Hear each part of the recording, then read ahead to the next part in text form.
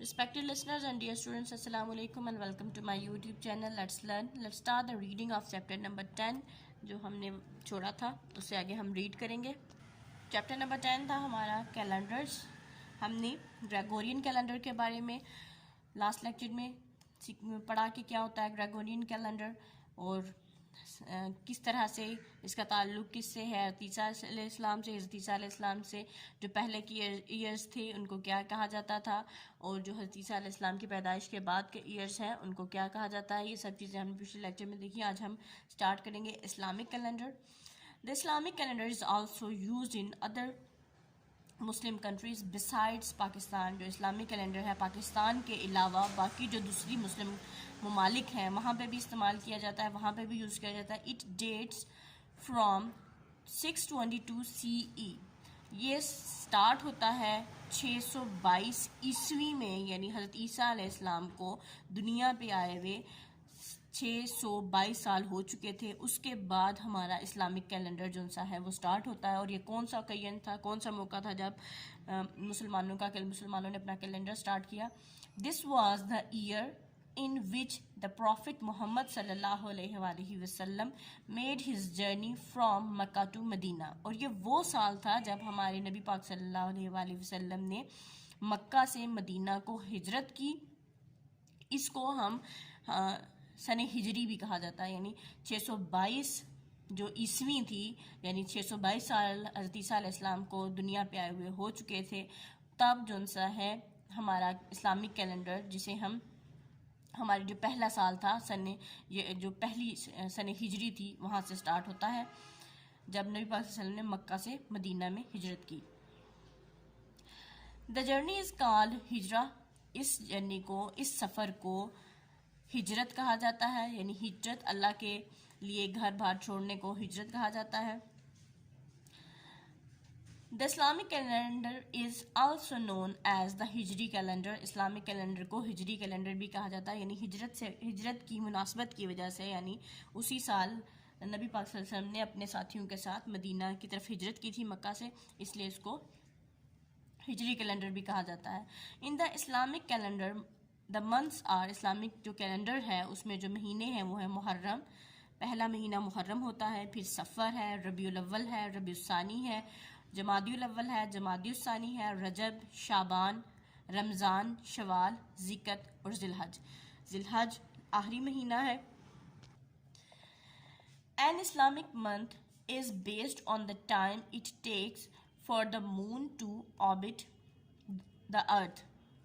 जो इस्लामी महीने हैं वो बेस करते हैं, उनकी जो बुनियाद है वो है कि जो चांद है वो हमारी ज़मीन के गिर्द कितनी देर में अपना चक्कर कंप्लीट करता है, मुकम्मल करता है. यानी जो ग्रेगोरियन कैलेंडर और इस्लामिक कैलेंडर, इसमें फ़र्क क्या है, बड़ा फ़र्क कि जो ग्रेगोरियन कैलेंडर है जनवरी फरवरी जिसके मंथ है ये फॉलो करता है सोलर का, जो सोलर, इसको हम शमसी कैलेंडर कहते हैं, यानी इसको सोलर कैलेंडर भी कहते हैं, यानी कितनी देर में हमारी ज़मीन सूरज के गिर्द अपना चक्कर कंप्लीट करती है. और जबकि जो इस्लामिक कैलेंडर है उसकी बेस है चांद, यानी चांद, कमर कहते हैं इसको, कमरी कैलेंडर भी होता है. ये कमरी महीने होते हैं हमारे, कमर चांद को कहते हैं कि चांद कितनी देर में हमारी ज़मीन के गिर्द अपना चक्कर कंप्लीट करता है. इससे हमारा जो सा है इस्लामिक कैलेंडर फॉर्म होता है.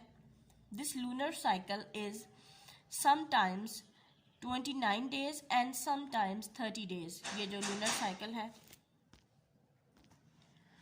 लूनर साइकिल होता है चांद का जो चक्कर है, वो चांद ज़मीन के गिर्द कितनी देर में अपना चक्कर मुकम्मल करता है.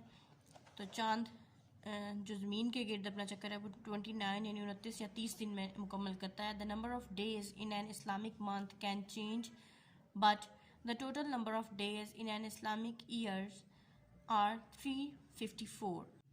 यानी जो एक महीने में दिन है वो चेंज हो सकते हैं, 29 या 30 हो सकते हैं, लेकिन जो टोटल डेज़ हैं इस्लामिक ईयर में, यानी एक इस्लामी साल में जो टोटल डेज़ हैं, कुल दिन है वो 354 ही रहते हैं.